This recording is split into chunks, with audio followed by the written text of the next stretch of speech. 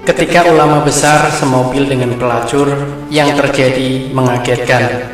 Begini ceritanya. Seorang ulama besar, sebut saja Kiai Haji Aye, yang terkenal tampan, berbadan tegap dan atletis. Bila sarung, sorban dan kopiahnya lepas dari tubuhnya, tidak ada yang bakal percaya yang bersangkutan seorang kiai, karena beliau mirip bule Eropa, Amerika atau Australia. Tak heran kalau banyak wanita terpesona dan mungkin menggoda.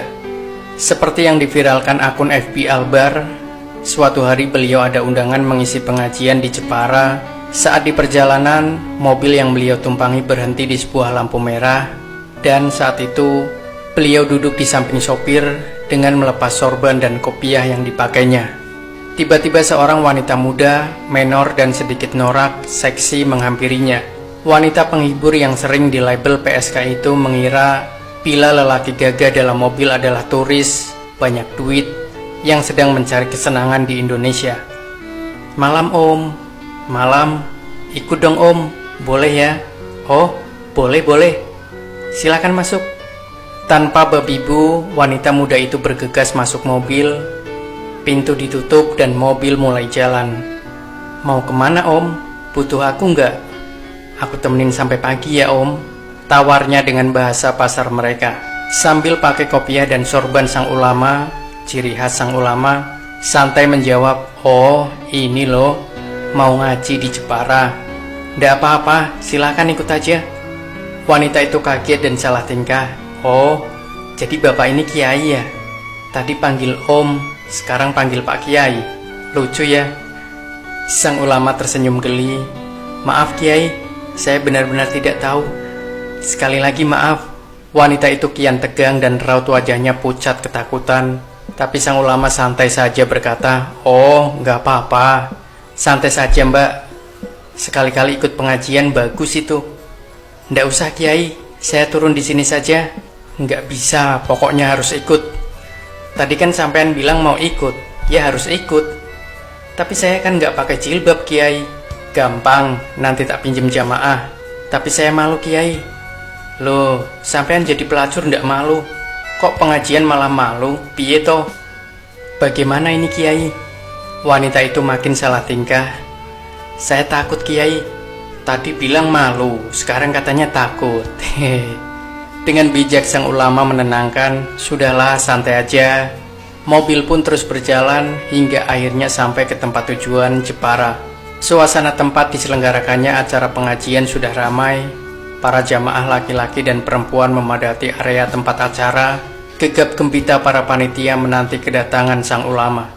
Begitu turun dari mobil sang ulama, langsung menghampiri jamaah ibu-ibu. "Maaf bu, bisa pinjam jilbabnya? Ini loh, Bunyai lupa bawa jilbab." Bunyai adalah panggilan kehormatan yang biasanya disematkan pada istri kiai. "Masa iya istri kiai lupa berjilbab?"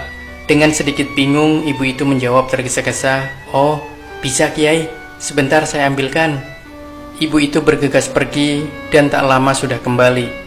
Jilbab yang dibawanya itu disodorkan ke dalam mobil dan langsung dipakai oleh sang wanita.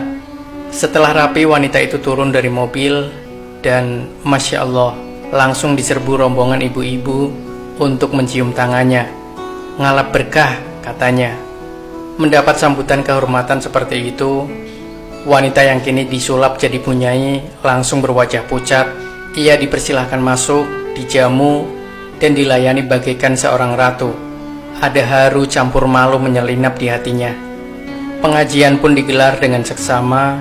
Sang ulama menjadi pembicara yang luar biasa.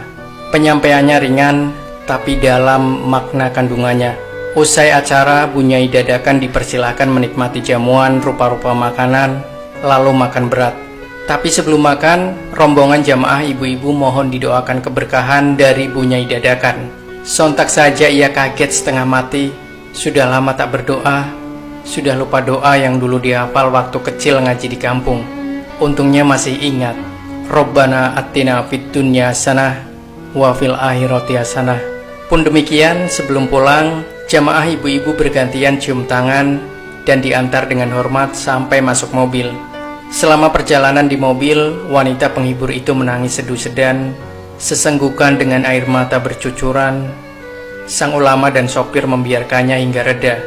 Setelah suasana agak tenang, sang ulama menasehati, "Apakah sampean tidak melihat dan berpikir tentang bagaimana orang-orang tadi memperlakukanmu, menghormatimu, mengerumunimu, mengantarkanmu, dan rela juga mereka antri hanya untuk dapat mencium tanganmu satu demi satu, bahkan minta berkah doa darimu. Padahal tahu sendiri kamu siapa?" Kembali sang wanita menangis, merasa hina, miris dan sedih mengingat perbuatan dosa yang selama ini dilakukannya. Tapi Allah menutup aibnya. Allah sangat menyayanginya. Hari ini, lanjut sang ulama, sampean dapat nasihat yang mungkin nasihat berharga selama hidupmu. Maka segeralah taubat dan mohon ampun sama Allah. Jangan sampai nyawa merenggut sebelum taubat. Tangisnya kian deras, sang ulama membiarkannya. Sambil terisak wanita itu berkata, "Terima kasih Kiai atas nasihatnya dan berkah dari kejadian ini. Mulai hari ini saya bertaubat dan berhenti dari pekerjaan bejat ini. Sekali lagi terima kasih Kiai." Menyeksamai kisah ini berarti kita belajar bijaksana. Para ulama pendahulu dan guru kita para mubalik berdakwah dengan baik dan bijak, mengajak tanpa menginjak, menasehati tanpa menyakiti, dan menunjukkan kebenaran tanpa merendahkan derajat kemanusiaan. Inilah salah satu telaga yang indah dan menyejukkan yang menjadikan banyak orang tertarik dengan Islam. Semoga jadi pelajaran bagi kita untuk menyampaikan kebenaran dengan baik, bil hikmah wal mau'idatil hasanah, sebagai sebuah renungan kita semua. Demikianlah sahabat ceritanya Taribon, sebuah kisah yang berjudul Ketika Ulama Besar Semobil dengan Pelacur, yang terjadi mengagetkan. Semoga kita bisa mengambil hikmah dari kisah ini. Jangan lupa berikan komentar Anda, like dan share video ini. Subscribe channel ceritanya Taribon, the best favorite channel. Sampai jumpa. Wassalamualaikum warahmatullahi wabarakatuh.